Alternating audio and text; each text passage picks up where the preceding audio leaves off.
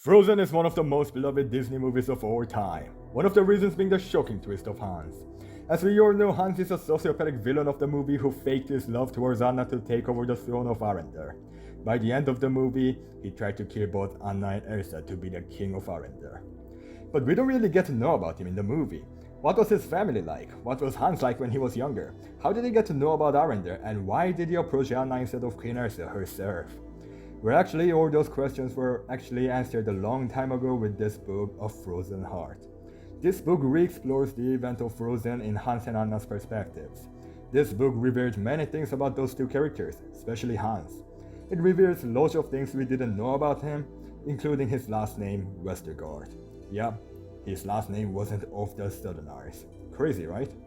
In this book that came out in 2016, it revealed how much Hans hated the Southerners, how much he hated every single bit of it. This kingdom was like a prison to him, and Hans saw his father, the king, as the jailer.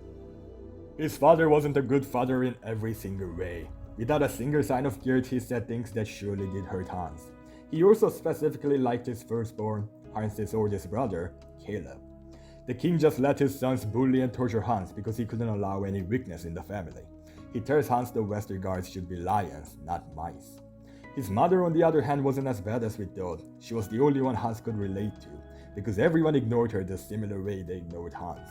They acted like she was invisible in her own birthday celebration. Also, his mother was the only one who noticed Hans was missing, and she was the only one to give him a smile when she saw him. Then Hans would return the smile. We unfortunately don't learn about every 12 brothers of Hans, but we do get to know a few of them. Caleb, the oldest brother of Hans, the king's favorite and the heir to the throne. We also get to know about the twins, Rudy and Rudo. The book tells us how different they looked despite being twins, and how the only thing that seemed to be identical between them were the evil sensibilities, since they were the ones that bullied their youngest brother, Hans, the most. They would literally smack the back of his head in front of everyone, and their father wouldn't do anything about it. This was how Hans was treated in his homeland. And other brothers, as he stated in the movie, I guess he was ignored by all of them. But as mean as their brothers were, Hans did have one brother that has always been kind to him. Lars is the third oldest brother of Hans, who was the youngest in the family for a while. The book says Lars might be kind to Hans because he remembers all the bullying, or maybe he just is a nice person. But either way, Lars was the only one Hans could talk to.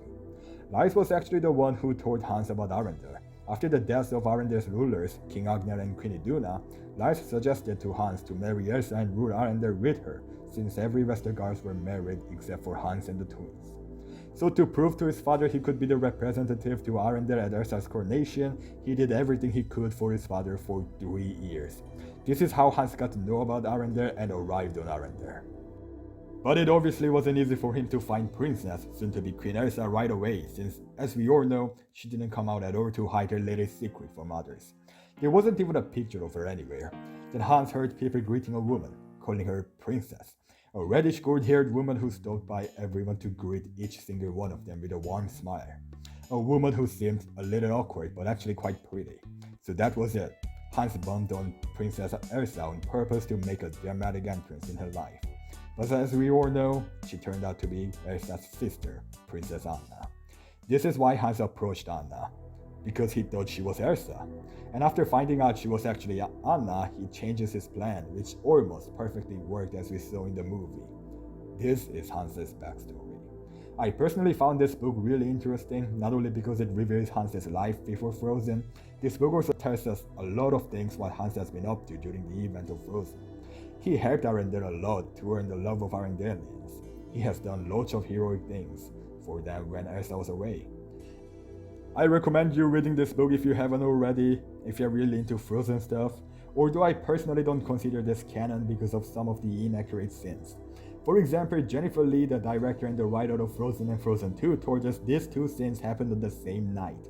But this book says really different, since this book was written way before Frozen 2 was a thing. And there are also little things that aren't accurate to the movie. Also, this book still doesn't explain why Hans was smiling in this scene. However, this book is still such an interesting book and worth checking out. I really hope Disney makes a Hans spin-off series instead of all the Olaf shorts Disney is giving us already. So yeah, that's it guys. I hope you enjoyed this video and got to know more about Hans. Looks like our male villains become villains because of their fathers. Anyways, thank you for watching, and if you enjoyed this video, please feel free to check out my other videos as well, and like and subscribe if you haven't already, because it means a lot to me. Thank you, and I will see you in the next one.